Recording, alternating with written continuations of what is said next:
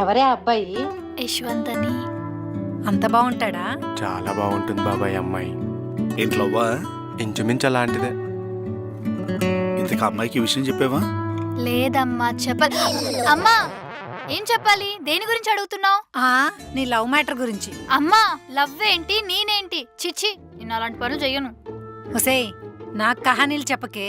నీ వయసు దాటే వచ్చాను. 1 వీక్ నుండి అబ్జర్వ్ చేస్తున్నాను. అసలు కుదురుగా ఉండట్లేదు. చేసే పని మీద శ్రద్ధ కూడా చూపించట్లేదు. మనిషి మాత్రం ఇక్కడ ఉన్నావు, మనసు మాత్రం ఎక్కడో ఉంది. ఇంత ఇబ్బంది పడే బదులు నీ విషయం అమ్మాయి చెప్పొచ్చుగా. అది నువ్వు చెప్పినంత ఈజీ కాదు.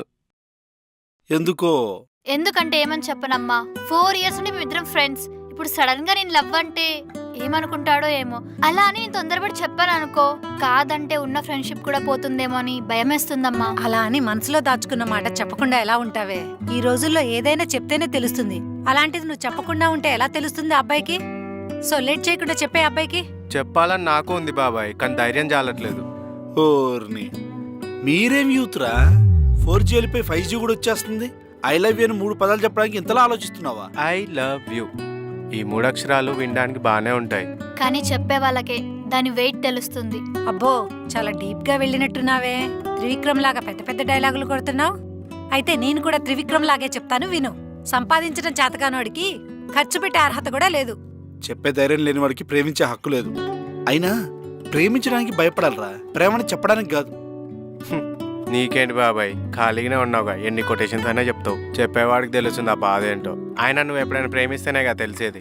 రే మరీ బాబాయ్ నాకు తీసిపడేయకరా. నాకో లవ్ స్టోరీ ఉంది. ఏంటి, నీకు కూడా లవ్ స్టోరీ ఉందా? నేను కాలేజ్ చదువుకునే రోజుల్లో రోజు నన్ను ప్రేమించడానికి ఒక అబ్బాయి వెనకపడేవాడు తెలుసా? కాలేజ్ డేస్ లో ఒక అమ్మాయిని ప్రేమించేవాడిని. రోజు తన వెనక్కి తిరిగేవాడిని. 1 ఫైన్ డే తనకు ప్రపోజ్ చేద్దామని తన దగ్గరికి వెళ్ళాను. ఈ రోజు ఎలాగైనా చెప్పేయాలి.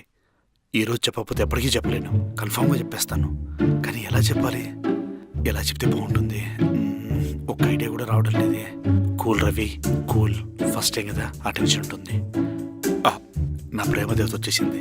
ప్రపోజ్ చేద్దాం. సుజాత, ఇప్పుడేం చేయాలి? నీతో కొంచెం మాట్లాడాలి. నాతోనా? ఇప్పుడా? ఇక్కడ ప్రాబ్లం అయితే మీ ఇంట్లో కూర్చొని మాట్లాడదాం. అమ్మో, మా ఇంటికా?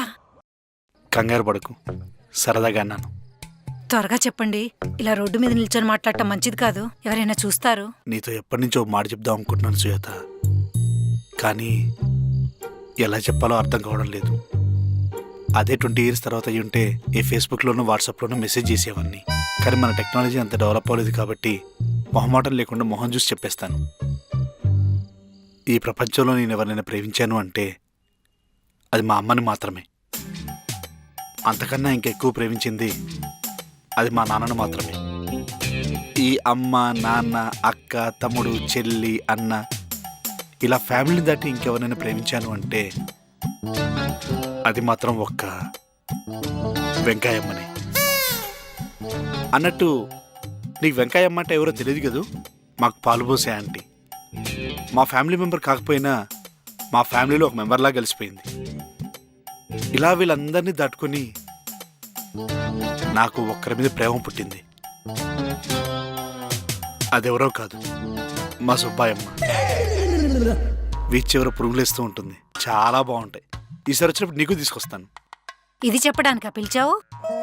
అక్కడికే వస్తున్నాను. నేను ప్రేమించేవాళ్ళు, నన్ను ప్రేమించేవాళ్ళు నా చుట్టుపక్కల ఇంతమంది ఉండగా వీళ్ళందరినీ దాటుకొని నాకు ఒకరి మీద ప్రేమ పుట్టింది. అది ఎవరి మీదో కాదు. ఈసారి ఏ పుల్లమో ఎల్లమో అయ్యి ఉంటది. అదెవరో కాదు సుజాత, నువ్వే.